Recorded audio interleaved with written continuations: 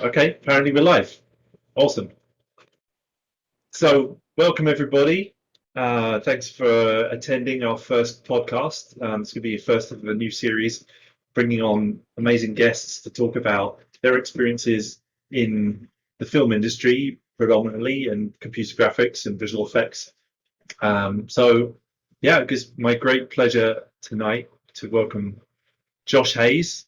Josh is a prolific story creator, having worked in the industry for many, Years. many, many years. He's worked on numbers which I usually forget, hundreds, thousands of commercials, 5,000 commercials. Is that 5,000 right? over Um, 5,000. over 5,000 commercials, which is a lot of commercials. I haven't worked on that many. And movies, 40, 50 movies, something in that range. Some amazing movies that you probably enjoyed, like Rango and Lone Ranger. And Josh is an amazing guy. He's really, really talented as an artist and storyteller, but really amazing at helping people unlock the stories that they're trying to tell and really get to the essence of the story and the feeling and the what they're trying to create with their story, which is usually a feeling or a transformational moment or experience. So he's extremely talented at that. One of the best I've seen in working with all kinds of different people and helping them go through that process. So I welcome Josh tonight to talk about that and talk about what that's like and what his process is like. And we're also going to relate it to how it can help in the many different places that you can use it in filmmaking, from story and storyboarding through previs into actual production, as a thing which is more important really than the tools that you're using. Often people try and learn the tools. Really what you should be learning, as any artisan or technician or operator, in anyone involved in the industry, is about story and how to tell those stories. Something which on a movie I was lucky enough to work on The Lion King and Jungle Book and several other movies.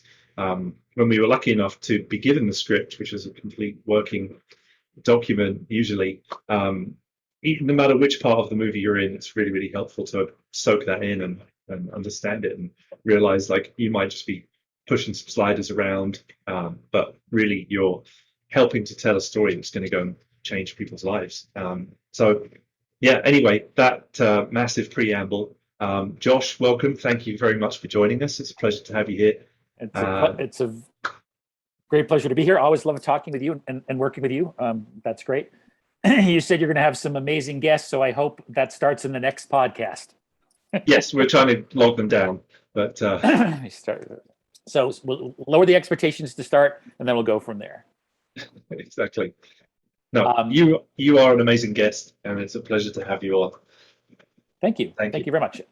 So I could not agree with you more. I think you said something really important right out of the gate, which was no matter what you do, you're in the industry, or if you're not in the industry yet and daydreaming about the industry, it's always about storytelling, and um, honing your skills as a storyteller. And I don't think we can ever be too experienced in that realm.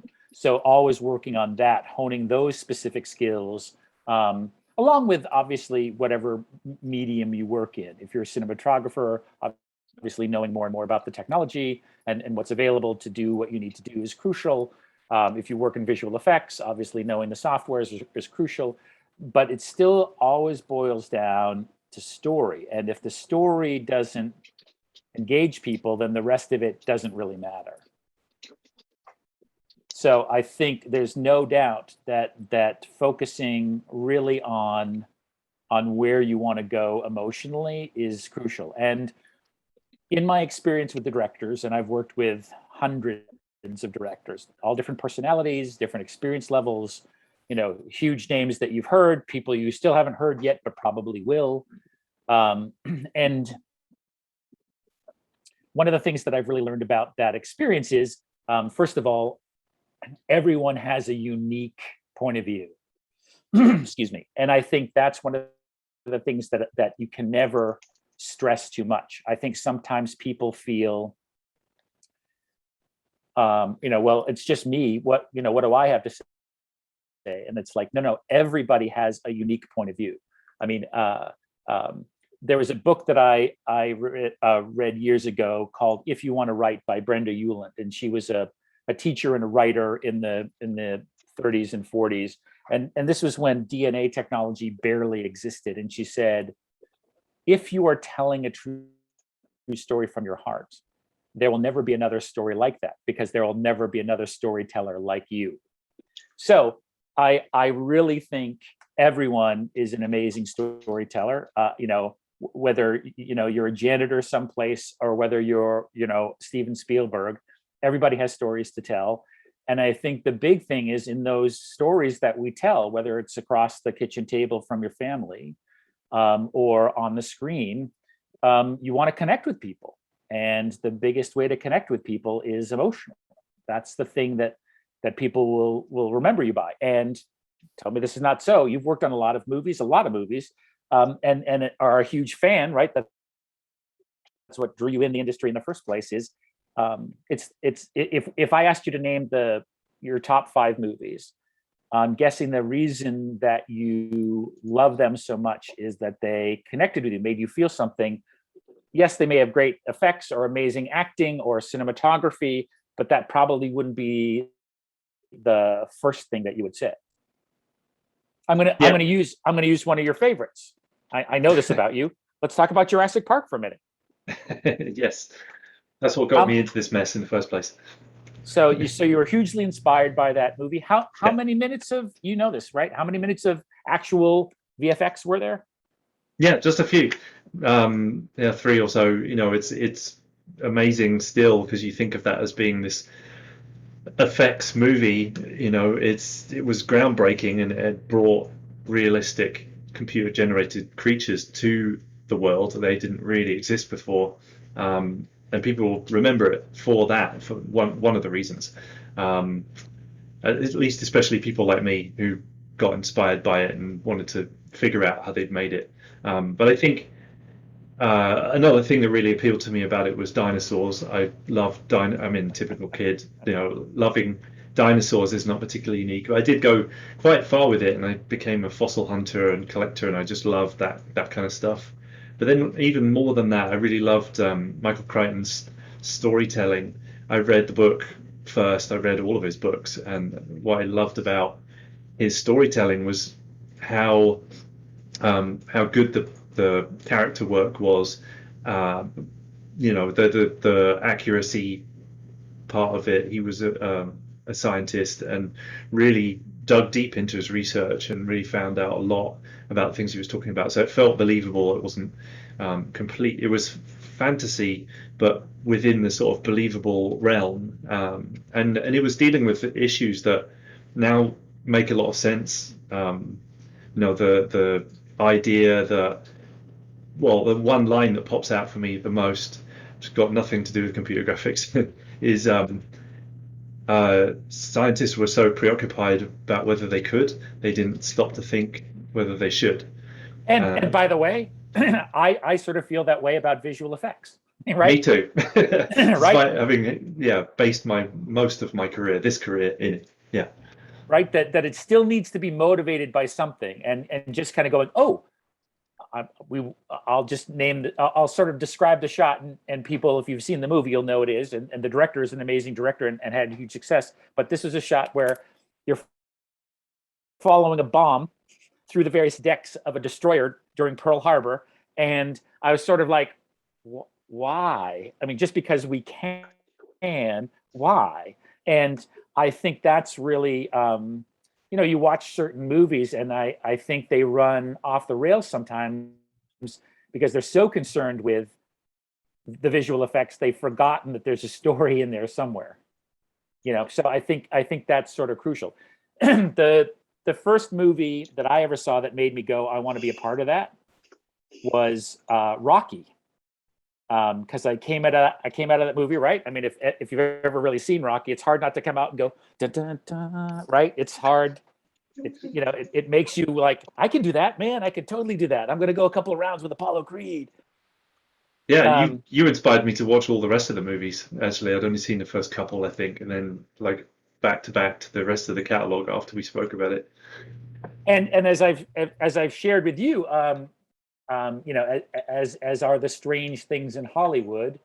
I had the privilege of spending some time with Sly Stallone because his daughter and my daughter went to the same school, and I was I got to go because I was invited to some birthday parties at his daughter's house, and my daughter went. And one day, this is like the second time I had the privilege of going to Sly's house.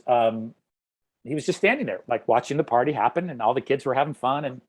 And I walked over to him, and his older daughter was my daughter's buddy. So she was connected to two Stallone girls, and they were both super kids. And I said, hey, how did you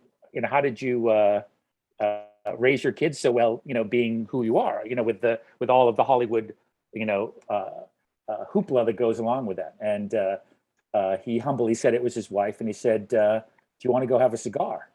And I'm like, okay. I've never smoked a cigar before. So Sly, definitely not with Sylvester Stallone. Certainly not with Sylvester Stallone. So Sly and he invited one other dad that was standing with us, and we went in to his private office, which was amazing and had a lot of memorabilia. I mostly remember a lot of knives. The guy had a lot of knives. But that makes sense. But he allowed us in that moment to basically ask any questions we wanted. And I was like a kid in a candy store. And on that day, not only did my respect for him as a nice guy rise, but I also saw how smart he was. And he showed me the original Rocky bound in spiral bound notebooks. And where I'm going with this whole story is Rocky has no special effects. They shot things on the fly. He sort of told me, like, there's a sequence when he's running along the harbor, and literally it was like they had a door of a van open, and he was running his ass off and thought he was going to die because they just kept going. And there's a scene where he's running through the marketplace and somebody throws him an apple, and that was like a real person in the market that just threw this guy that they didn't know.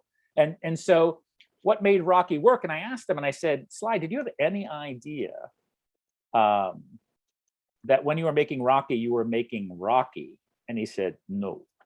So the thing is, they were making something that they believed in, something that they really thought was heartfelt, and it captured everyone's imagination, right? So back to where we started, not to sidetrack us too much, but I think emotion and where you want to go and how you want to connect with people and uplift sounds too pretentious, but if you can uplift them, I mean, that Rocky did that, and I think Jurassic Park sort of did it in its own way too, right? Where you just sort of feel like, that's what you're really after. Yeah, absolutely. Yeah. There's definitely that movie has rung through maybe slightly different things at each point in my life. Rocky, particularly, and maybe Jurassic Park as well. Going from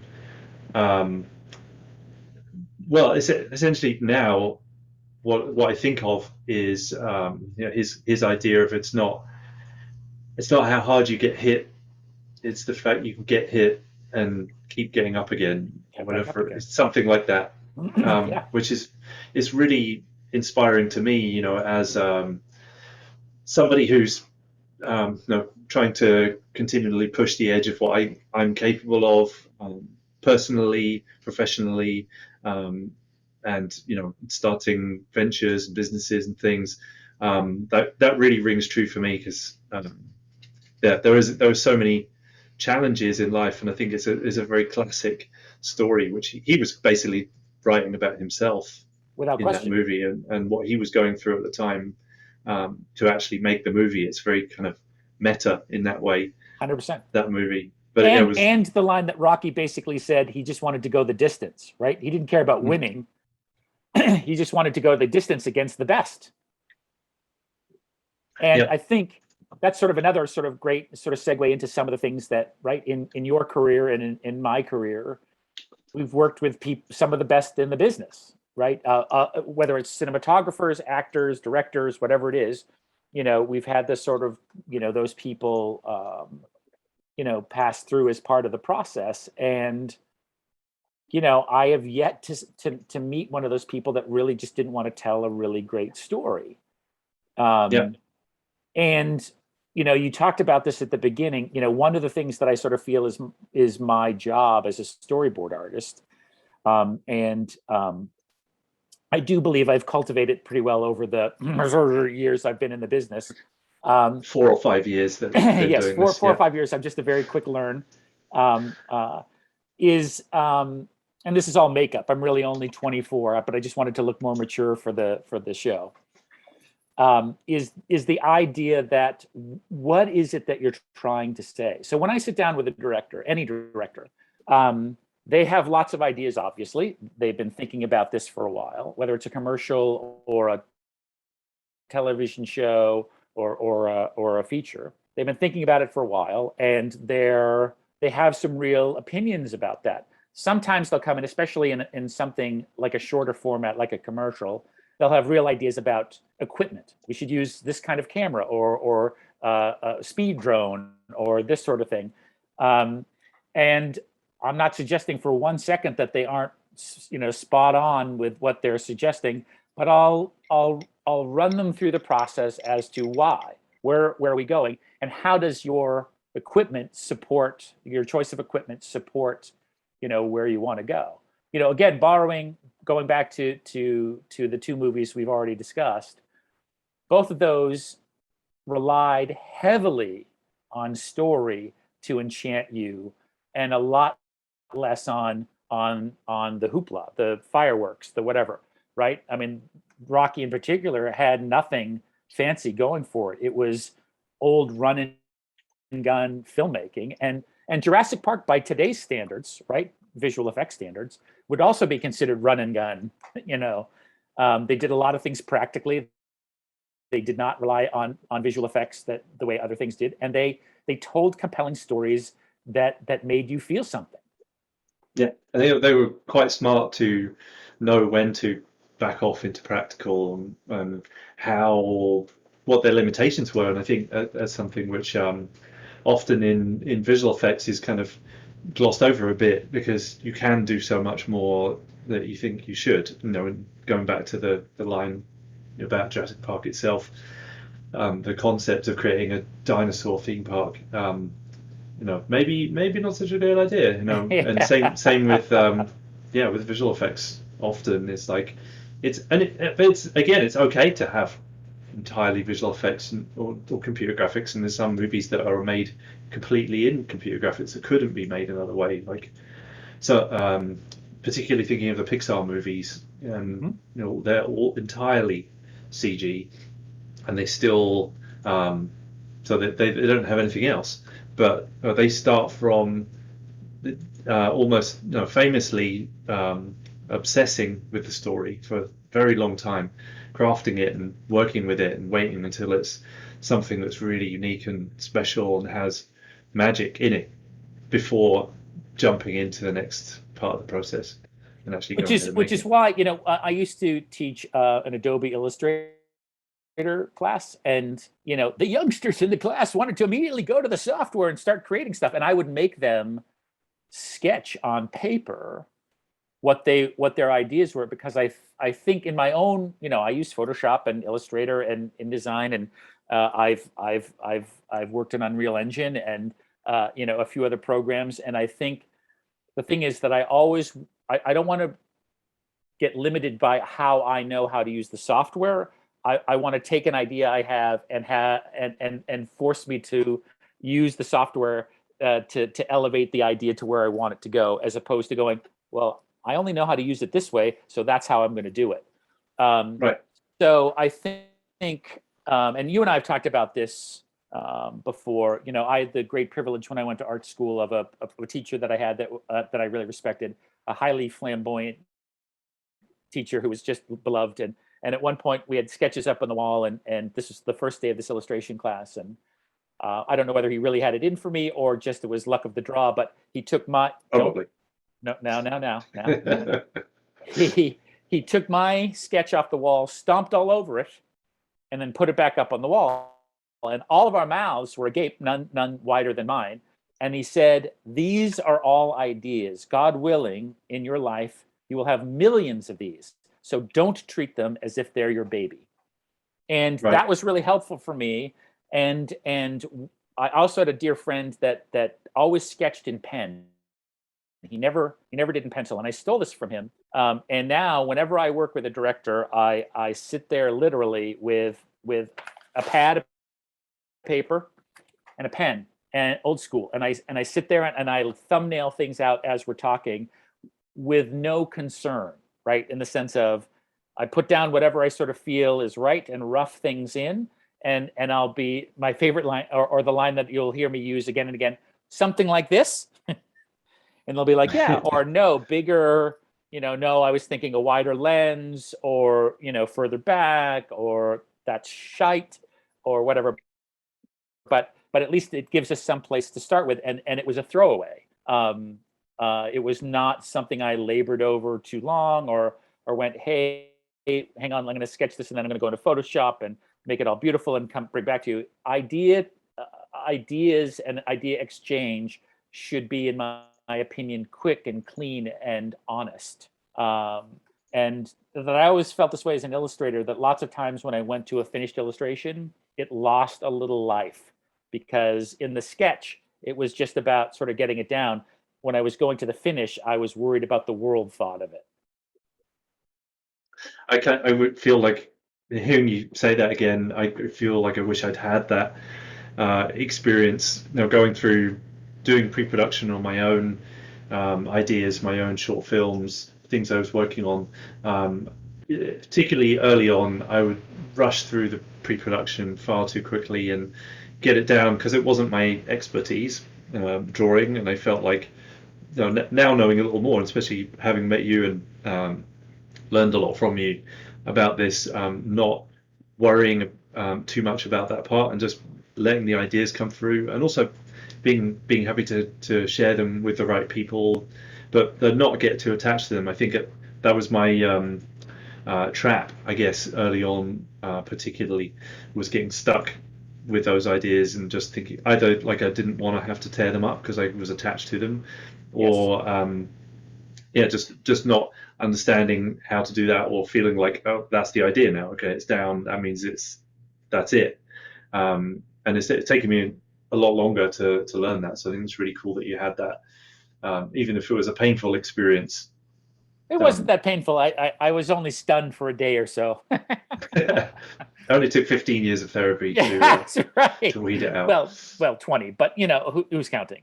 Yeah. But so I really believe, and when one of the real takeaways I've had with directors, and I've had the privilege to work with Gore Verbinski on several projects, and the guy's a natural born storyteller. I mean, I don't think you can be a successful director and not be a natural born storyteller, but he has a real gift for it. I mean, one of the things I always joked about is the fact that sometimes when I worked with him, we'd sit down and have a meeting, and we would sketch things together, and Gore would sketch also, to your point. I have a great deal of respect for Mr. Verbinski, but he's not the greatest artist in the world, but he does it with great flair. I mean, he'll show you a sketch and go, see, this is what Rango's doing. And you're like, is that an elephant humping a football? I can't tell what that is, but he goes, no, that's Rango walking down the street. Oh, okay. But that's why that was in the movie. Exactly. Right.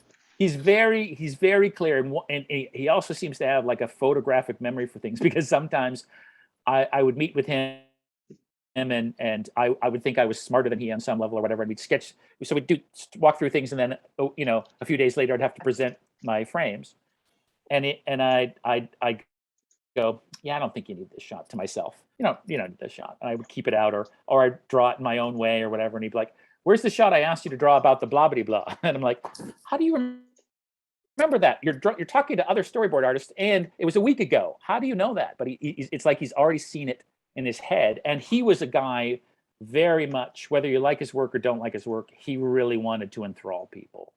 That's what he really wanted to do. He wanted to surprise and delight, and that was a real gift that I got from working with him and watching him work, is the fact that it really is about entertainment, and the tools are sort of a fun side project.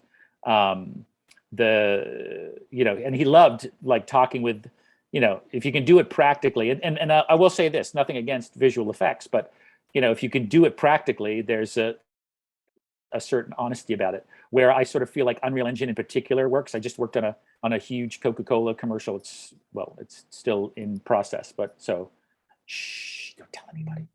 But there's a piece of it that's really using Unreal, and because of actually my work with you and the class that I took with you regarding that, I was able to sort of talk about how Unreal works and how effective it can be as a tool. But like any tool, also, this is, here's where it's ideal, and here's where maybe not as much ideal. It's fantastic to learn the various tools and expand them, and Unreal in particular, because Unreal, basically you get to be a full-on filmmaker, right? It does everything. Not every software, if you're working in Maya or other softwares that are used in visual effects, they can't necessarily make a whole movie, but you could make a whole movie in Unreal, or certainly, I mean, as you well know, pre-production uses it a lot, so it's an amazing tool, but it still comes down to, if you don't know what the shots are, it doesn't really matter. And if you don't mind, can I talk about previs a little bit? Absolutely, yeah. So, in my experience on a few big budget features, right, there are storyboard artists, because a lot of the directors still like to hash things out, and then it would go to the previs team, and I became friends with some amazing previs artists who could just do things, and I'm just like, how did you do that? I do not understand how you did that. But they would often confide in me that what they loved was having a script, as it were, a visual script, as in storyboards. And then they would go, ooh, yeah, this is how I can make that shot better, right? You did it from this angle, but if I slid the camera way over here and did that, then it's even more powerful. But they weren't necessarily excited about having to figure out the story visually on their own. So we worked really well together, because they could take an idea and then expand it way out. But they really appreciated the idea of the homework done on the front end of really working it out visually, thinking it out carefully in advance. And I think both of us in our experience have had moments where we've either personally done it or been part of projects when you're not thinking it out carefully up front, and you often pay for it later. Yeah, absolutely. Yeah, no example I brought up of working on a short film of my own early on. Just way not enough time in pre-production, and then I was making all of those shots and staying up till 4 a.m, finishing them, and thinking, oh, this shot's not even really that good, and it doesn't even fit in the story, but I have to do it. Yeah, if I'd have paid that price, less of that price early, then I could have worked out all of those kinks and figured out that's good. What I often refer to previs and the story process and filmmaking in the early stages is it's all about decision making, and you're trying to make the right decisions to be able to achieve a certain outcome, like any project really, whether it's engineering or artistic. You're trying to achieve a certain kind of outcome and figure out how to achieve that outcome, and the process of doing that is a lot of decision making, trial and error, lots of very common principles to creating anything really. And I think that what you do so well is in with communication, getting the ideas out of people, the ideas that are maybe there, but helping them get those out, and then helping to render them in their first form as thumbnails or more refined boards, and then being able to go from there and work with previs, like you're saying, to great effect, being able to still, and I worked with story people, including yourself, and well, working with Dave Lowry on The legendary Dave Lowry. Let's just say the legendary Dave Lowry, lovely guy, yeah, super lovely guy, and a legend in the business. Yeah, I had a chance to work with him on Rango. Yeah, he worked on Jurassic Park too. There's a few people on that movie who I was like, yeah, a couple people worked on Jurassic Park. No, but I think Dave, I think Dave did the majority of the storyboards, and I was a super geek about Dave Lowry's work because I had the making of Jurassic Park with a lot of his sketches in it, and I was like, oh my god, these are amazing. Me too. And then I had the privilege of sharing an office with him on Rango, and actually he autographed that book and drew a couple more drawings in it for my daughter Elsa, who is a huge fan of Jurassic Park. Oh man. Yeah, he's a sweet guy. If that copy ever goes missing at the same time as I'm coming round for dinner, I won't come to your house looking for it. Yes. I am a tiny bit jealous though. But no, you're absolutely right. And one of the things that I love doing is that sort of just me and the director in a room and trying to find out where to go, and that exchange of ideas, right? And one of the things, and obviously you know this obviously because you're highly creative and worked in a lot of different aspects of this business, but the fun part for me is the building, right? You have the pitch of the idea, which is like, but then you go a couple more, and then all of a sudden there's that moment where you're like, oh, that idea, yes, that idea. But it's the exchange of ideas, and again, not being too attached to, be attached to the goal of creating something great, but not too attached to how you're going to get there. And I think that's the problem sometimes along the way, especially for me in my experience with younger filmmakers, is they're sure they're going to do it this way, and they're only going to need this, and they're only going to need that. And I'm like, okay, you'll find your way. Good luck. Yeah. God bless you. But yeah, I definitely had that, in that experience making the short film. I learned at the end through pain. I was up at 4 a.m. thinking, if I had have done this differently, if I'd have listened to somebody told me that at the time, I'm like, yeah. No, this is good. These boards are fine. If I'd have listened to my friend Ollie at the time, who recommended that I did a little bit more, then I would have saved myself a lot of trouble later on. And then, further on than that, being able to be around people like yourself and Dave and understand what the outcome is, what's trying to be done. It's not just about. I think a lot of the time when you're in the process part of the process, after a lot of the creative's been decided, if you're in the sort of facilitating rendering end of it, the other end, sometimes you can not necessarily understand the reasons for things unless you look at it through the lens of a filmmaker and think about what are we trying to do. We're not just trying to get to the end. We're trying to achieve an outcome. We're trying to change people's lives. It's not maybe in the same way as a surgeon or something like that, but in a different way. And that opportunity is a gift. I love my old boss, Jon Favreau. I love his line in Chef when he's talking about that to his son and saying when he's being resistant to cleaning the dirty food truck that they're preparing, and he's kind of chastising him about not making enough effort and not caring enough, and saying, no, I love this. I love cooking for people. You get to touch people's lives with doing this, and it's another, in that form, food is a form of entertainment and a sense that you can change and change someone's life.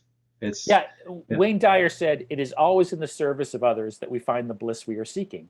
Now, that sounds very lofty and very woo-woo, but I think in a way, as a storyteller, I have yet to meet a director, whether it's a commercial, a music video, a feature film, television series, where the director, she or he, haven't just wanted people to just have fun, to uplift them, to engage them, whatever. Sure, there's ego involved and all that sort of stuff, but I have yet to meet a director, even the most sort of self-involved director who just didn't want to give it as a gift to the world and go, love this, have fun with this.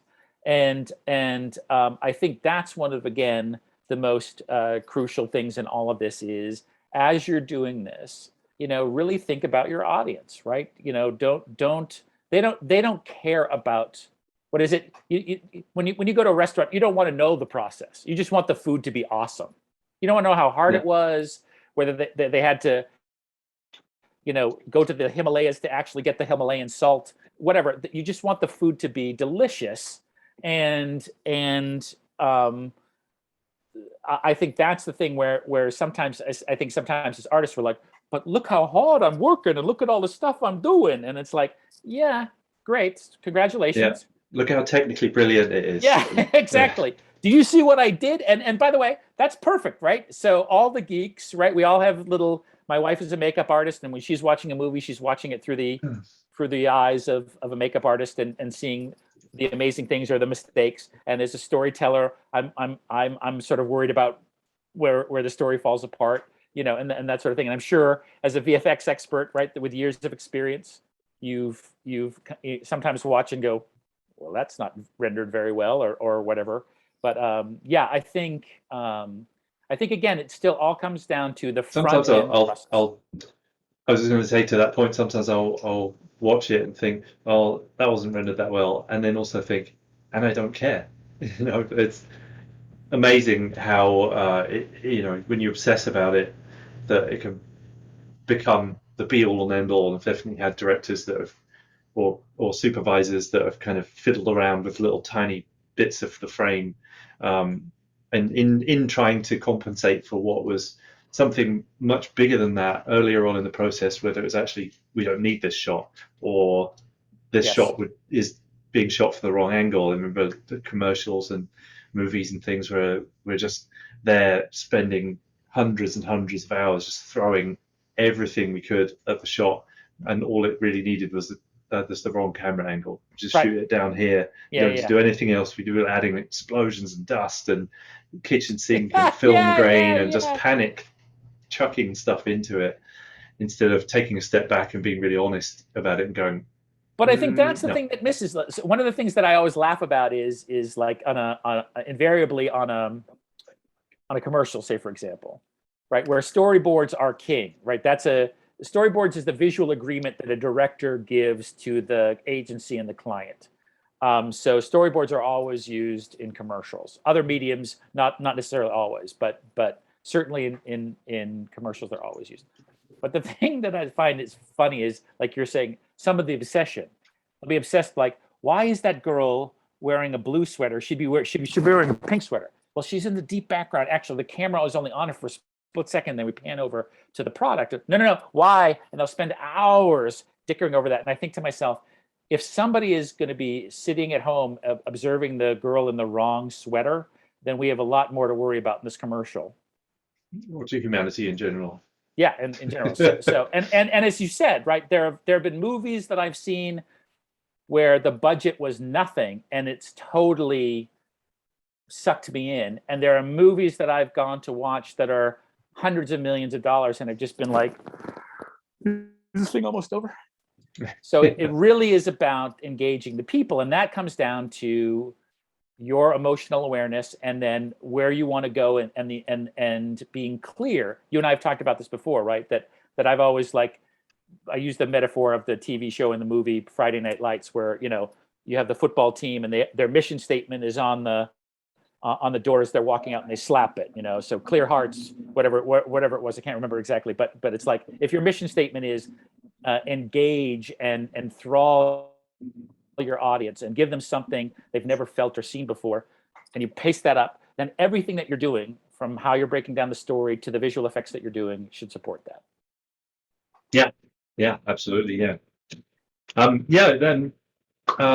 love it if you could take maybe a minute to kind of talk about your process, how for some of the people that might be watching this, they may be thinking about ideas that they're trying to make and thinking, well, it's all right. For him, he's been in the story industry for 1,000 years, and a couple.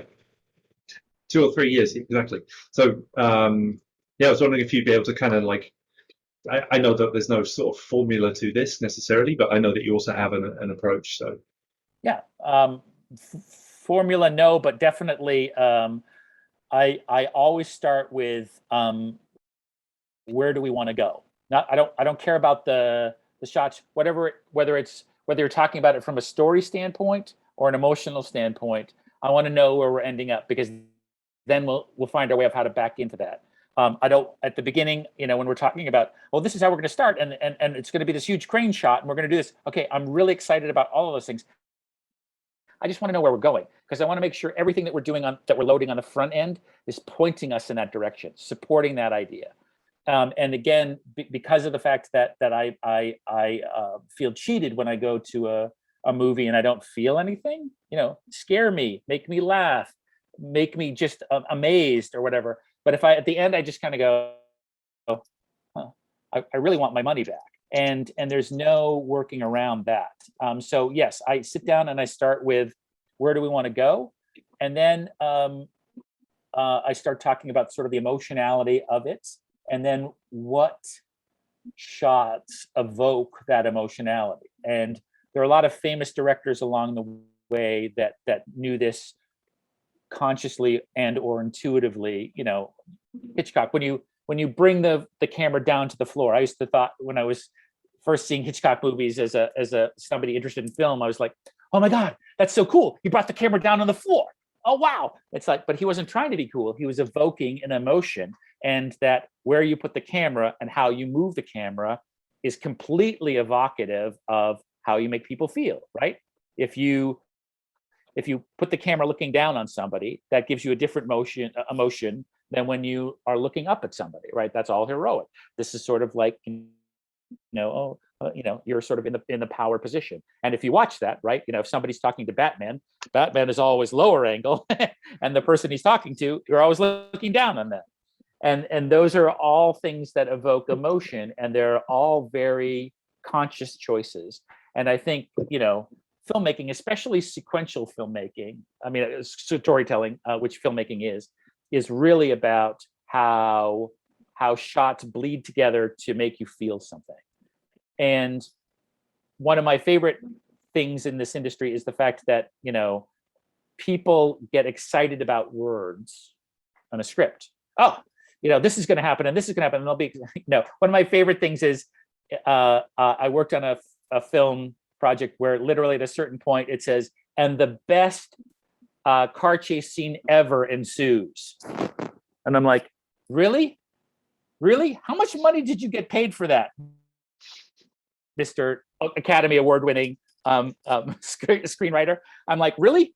You're just going to leave it like that? And then, we have to figure everything else out. Can't you give us a little something to go on? But I think that's the thing where you're not writing a novel, and you're not writing a script. You are telling a visual story, and you need to be very conscientious about the images you choose.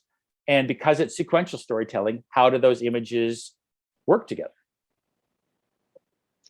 And so how do you begin, say, when you're given a script or an idea? I know sometimes people come to you with just an idea, just a one line with just an outcome, or they may have a script. How do you kind of start to work with them to help? Do you mind if I share the screen? I can give you an example of Yep. Please do. Of something that so I worked a few years ago on a project for a big European grocery store chain, and they do this amazing long format commercial at Christmas time to evoke all sorts of emotions. So I worked with a very famous commercial director from MJZ, and I've learned so much from him, and he's just killer storyteller. But basically, where we started was he had done some research, so he'd worked on robot sketches, right? So I had some idea of what the robot looked like, and he had done plenty of research about sort of the vibes, some concept art, stills he had pulled from other things, So we had sort of a feeling, right, of what things wanted to feel like. So he had really done that homework. So I had things to reference. And then he worked up a shot list.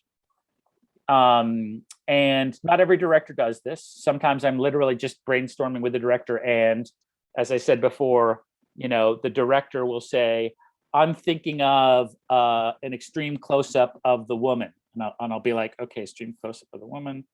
Okay. And she's, the ocean is behind her. Okay, cool. So something like this. So literally, it won't be any more complicated than that. And the director will be like, yes, that's it, exactly. I love when they say that, as opposed to, no, you idiot, that's not it at all. But we start with that process and then sort of work through. But in this particular case, the director, Matthias, who I worked with on this project, had worked up a shot list where he talks about the world. And here you can see, again, it's a bit scripty, where it says a street in a big city, but something's wrong. The street is deserted. So all of this is great, and it's explaining the feeling, but it's not talking about shots. So then he and I, or sometimes a director will ask me to take a first pass on my own, we'll start turning this kind of stuff into shots. Now, if I go through this entire thing, because Matthias is very meticulous,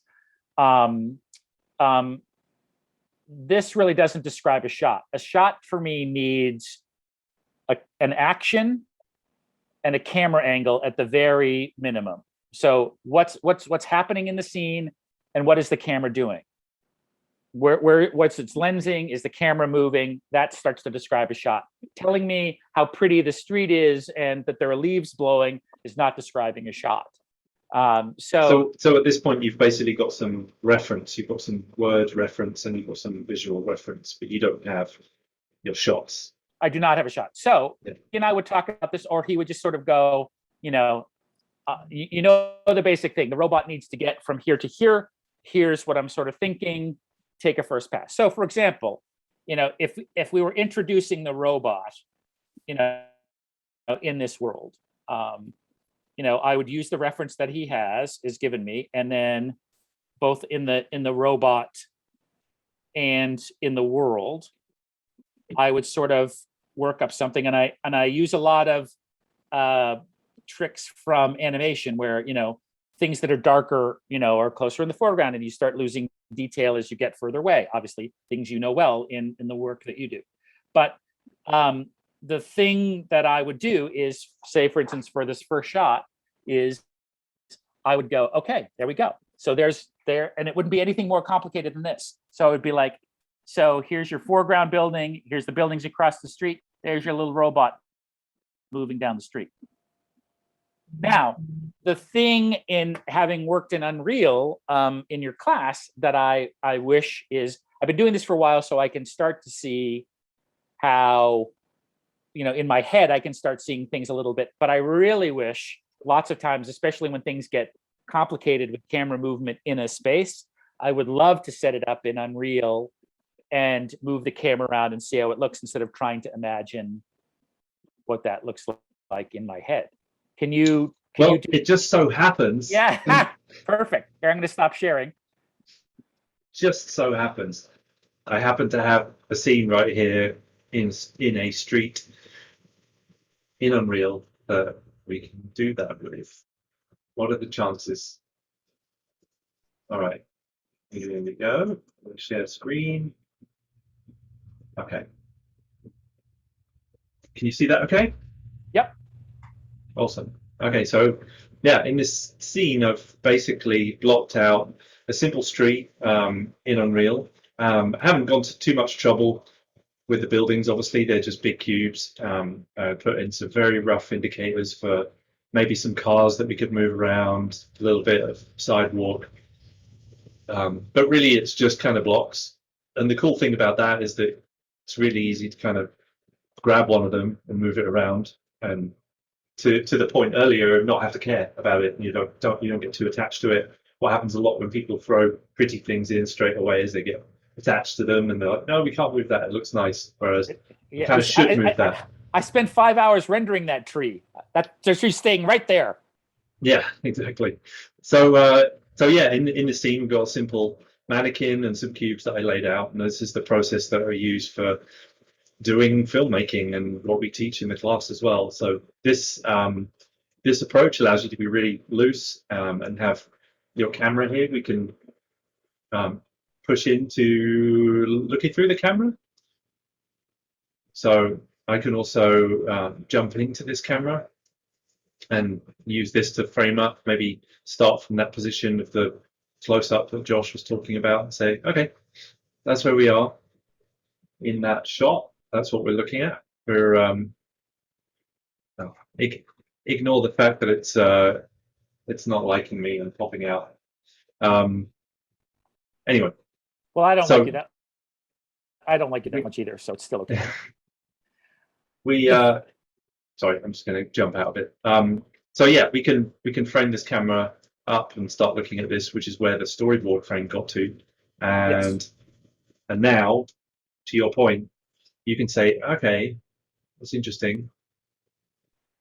So I mean, the great thing about what you have here, so this is where I think it's fantastic is, although I still personally would always sort of want to try to work things out on paper before I got too mired in this, so that I had some idea where I really wanted to go. Because I think the problem is, if you kind of go, wow, this is great, I've rendered this, and like, what's the next shot? Where do I go next? But what I love about being in here is the thing about where once you've sort of laid it out with a real camera and lensing is, if I said, Ed, you know what, I like this, but I'd like to see what it looks like more raised. Can you give me that close up, but bring camera up? And that's something that, yes, I can do in a storyboard, but it's really cool the way Unreal can really allow you to make different decisions as a filmmaker. Yeah, super easy to. So that gives us a different feel than just being, lower, and you can start learning. And by the way, that's the thing that if you were messing about as a new filmmaker in the great tool of Unreal, is I would literally go, okay, here's a front on shot, and I would start going, what do I feel when I move? So I move the camera over here. What does that make me feel? When I move over here, what does that make me feel? And start categorizing that in your head as your bag of tricks, where it's like, oh, when I raise the camera or when I pull the camera away, he feels lonely. Oh, okay, good. So that could come in handy later. Yeah. So yeah, being really easy to be able to change the camera angle. You don't have to redraw it. You can essentially make your decisions here and really easily jump about. You can take screenshots. You can lay these cameras out using a simple sequencer. Maybe you could start to keyframe this camera and move the camera around, set some more keyframes so you can start to rough out, which is the way I tend to approach camera blocking. Just create a simple level sequence, simple scene, simple level sequence. Just block out with a single camera, start blocking out your shots. Then you can start seeing it straight away on the move as well. You don't have to render an animatic from story. You can also put your story frames in here as a reference and use them, which is what we did a lot on with Dave Lowry and The Lion King. So you'd see the sketches and emulate them or expand on them as you need it. Yeah, maybe have them in here with like, okay, this is where we think our camera's going to go. We put our camera in here and see, does that work? Okay, maybe we need to go a little bit over here, or maybe there's like a whole different moment over here, which is way better, or under here because it's a really dramatic shot, or those kinds of things are super quick and easy to do, and you can get all the filmmakers together and just do it. Someone from story, someone from editorial, director, DP, production designer, animation supervisor, all those people in this session make those choices, and then like I said, to the decision making component of what this is. But to borrow Alfred Hitchcock, right? Alfred Hitchcock did so much thinking on the front end, right? concept art, storyboards, talking with the actors, adjusting the script, all that sort of stuff. He said, by the time I got to the set, a monkey could direct it. And I think the big thing is the more homework you do on the front end, the more freedom you have to discover and play on the other end. And that's another great Gore Verbinski quote for me that really inspired me once was he talked about the fact that when I make a movie, I have the pre-production movie, right, where all things are possible. And I'm daydreaming and working with concept artists and storyboard artists, and we're just having a blast imagining what it could be. Then there's the shooting movie, where you're in these amazing locations, and which we didn't have when we were storyboarding, and you can see the sun is setting over here, and so you didn't imagine it as a sunset shot, but now you should, because it's amazing, and you have a cinematographer on the set who's making certain suggestions and that sort of thing. So then you run into certain things, like you were supposed to shoot this way, but 2 weeks earlier, flood came and took out the bridge, so you can't shoot that way. You have to shoot over here now. So you're making different decisions. And then there's the edited movie where you brought everything that all along the process, and now you're putting the final piece together. And he said that's where the movie tells you what it wants to be. I mean, and the amazing thing about Unreal is there's still no shortcutting the being a good storyteller, right? I mean, even though Unreal can allow you to do pre-production, production, and post-production in one sitting, as it were. If you don't have a good story to tell and you haven't really thought about it from an emotional standpoint, which every enduring movie, if we pulled scenes from your favorite movies, I love that shot, and we started to break down why we love it. There are real choices that the director made to make you feel a certain thing. And if you're not thinking that way in Unreal, then it doesn't matter how great a tool Unreal is if you're really not utilizing it to evoke a feelings in people. And cool isn't a feeling. Oh, it's so cool that I can do this. Okay, that's great, but it's not really a feeling. Absolutely, yeah. Well, Josh, this has been awesome. I really appreciate you coming on here. We're getting close to time. I just want to thank you very, very much for coming on, and talk about what we're up to as well, just for a second. Take a second with something we've mentioned a couple of times throughout this that people might be interested in, and talk about our 8-week experience learning Unreal for filmmakers. But yeah, first I just wanted to say a huge thank you to you. And by the way, I would highly suggest, if you want to be a good filmmaker, take the class that Ed and his wife Jackie teach. They are some of the best storytellers in the business, and the class is amazing. We joke, Ed and I joke, I'm a pencil and pen guy, right? I mean, I use softwares, but I have aversions, and the way they taught Unreal is amazing, and it's an amazing tool. Yeah, tell me just for a minute about your experience with it and in learning it and what it's kind of meant to you. Yeah, well, first of all, I took it mainly for the idea that I knew it was a tool that was growing in the industry, and I wanted to. I don't intend necessarily to be a technician in Unreal, but I wanted to understand how it worked. And the way you took us through the class, I mean, and we had a mixed group, right? I mean, you had people in the class that were visual effects artists, you had people that had no experience whatsoever, and you had somebody like me who, I have tons of storytelling experience, but I knew nothing about the software. And I'm not a gamer or anything like that. But the way you broke out the class was very easy to follow. I love the fact that, again, right at the beginning, you did what you just suggested there, which is I'm going to teach you how to sort of initially, block things in so you get the story the way you want. And then I'm going to show you how to really render that out and how you really move your cameras through. So it's a very comprehensive class on the cinematography of it, the lighting of it, the how the systems work, how you can change things, how you can build worlds. So it was very educational for me. And I had a really good friend my friend Tom, who really he makes me look like a genius in software. He's the king of the Luddites, and he loved it too for that very sense of seeing its capabilities as a storytelling tool.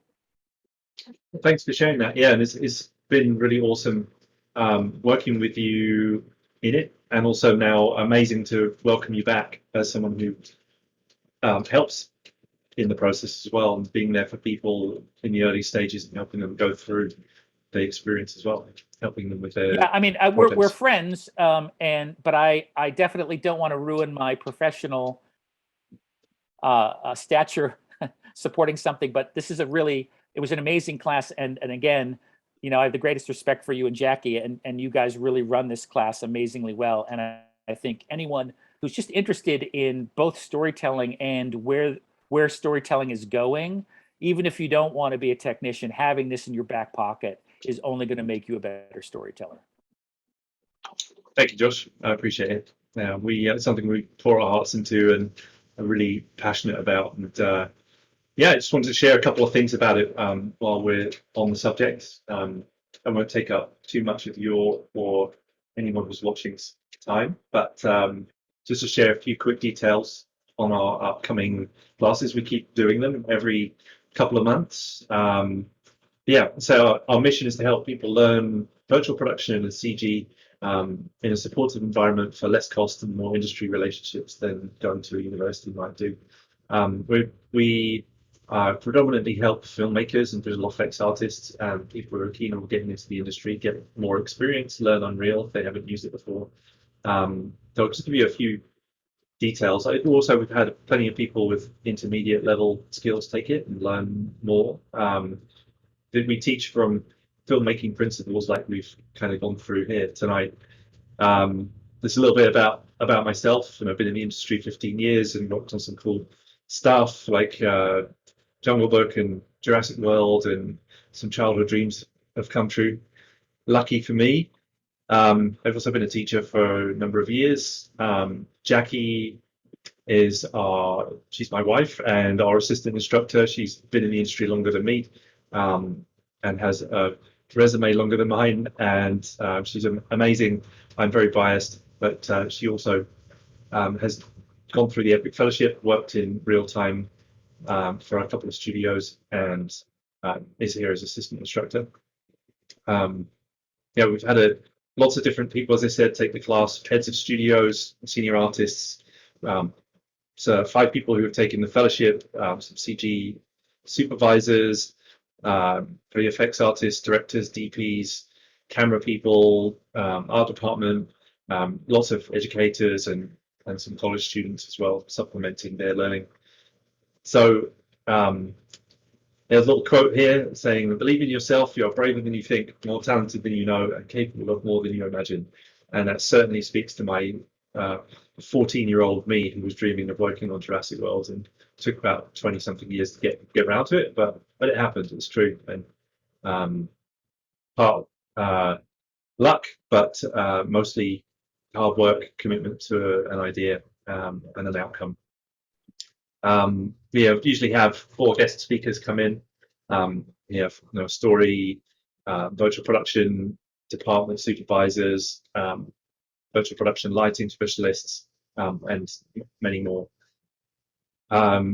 What you get for signing up is you get the 8 weeks. There's 48 plus hours of live instruction, so it's all very interactive on Zoom. You get access to the course platform ongoing, all the recordings. You get all the master classes we've ever done, going back as long as we've been doing it. There's a downloadable project material, the slides. There's a lot of material that you get. Week 1, we go through somewhat in much more depth than what we've just been going through tonight. We then go through a lot of very good industry workflows, proper production workflows, layout and timeline. Week 3, we go in deep dive into the environments. Week 4, lighting, materials, look development. Week 5, going deep into the sequencer and animation, and learning how to properly cut things up into shots using the confusing level sequence. Then into cameras and virtual production, blueprints, composure, stage tech. Week 7, into rendering and optimizing, and week 8 we help you wrap up your projects, and the project goes all the way from week 1 to the end. There's a few testimonials. I won't read them out, but pause the video and check them out. And if you're interested in joining us, feel free to sign up for a call. If you join up in the next 24 hours, we have 2 spots left, I think. There's a discount code for you right here. The sign up page link, again, pause, or Jackie may be putting the links in the chat. If you still have questions, you want to sign up for a call with me, feel free. I'm happy to do that. That's the way to sign up for that. We're also introducing a new VIP program that's by appointment only. We have 2 spaces, or 1 space left, I think, for that. That's basically all of that, plus you get more individual attention, one-to-one with me, a bunch of other courses and free gifts, and a year's access to our inner circle, as detailed right here. So also a little tech setup session, which a lot of people need to go through or want to go through. Maybe it's help setting up Perforce or something else in your pipeline that you need help with me personally. So that's a new addition that we've got. We also have some affiliate opportunities if you're interested in joining us and helping to spread the message about these courses that we're doing. So please reach out to us and ask us about that. And that is about it. So that said, hopefully that didn't take up too much of your evening sharing that information, but I just want to share it if anyone's interested. We have a couple of spots left for our class starting this weekend. If you're interested, let us know. If you're interested in taking another one, let us know too. This is the last time we're doing it at the current price. It's going up for September. So good time to jump in whilst we're doing lots and lots of interactive and live hours and at a very good price. Anyway, I'll stop with my little spiel, but yeah, thank you again, Josh. It's absolute pleasure having you on. Thank you for sharing your 2 to 3 years of amazing experience. And like we said, audience, I'm just a test case. The amazing people are coming next week, so it's only going to go up from here, folks. No. We started with the best. No, that's what I like to hear. You're right. The other ones are coming. Yeah, the real guests are coming. Real ones are coming next week. Thank you for having me. It was really fun to talk about things, and I would definitely say to anyone who would consider your class, Ed and Jackie's passion about this is very real. They love being storytellers and they love helping other storytellers. So you will not be this will be well worth your money for sure. Thanks, Josh. I appreciate it. Yeah, we're extremely passionate about it, and we do this all day, and it's because we love it and continue to love it, and we would love to work with you if you would like to join us. So yeah, keep your eyes peeled for more podcasts. This is the first of many, and Josh, it's been a total honor to christen it with yourself.